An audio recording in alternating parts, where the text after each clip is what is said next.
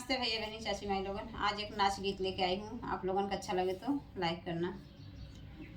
सिर के गगरिया देवरु दे तना उतारी हो, सिर के गगरिया देवरु दे तना उतारी हो, दे तना उतारी हो, दे तना उतारी हो। गाजीपुर शहरिया में लागल बा बाजार हो, गाजीपुर शहरिया में लागल बा बाजार हो।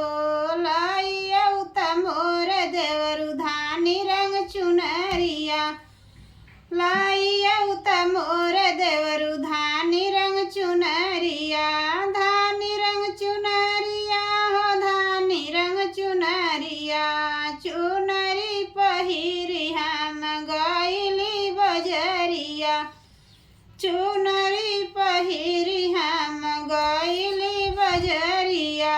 लागी गई मोर देवरु दहिया में नजरिया, लागी गई मोर देवरु दहिया में नजरिया, दहिया में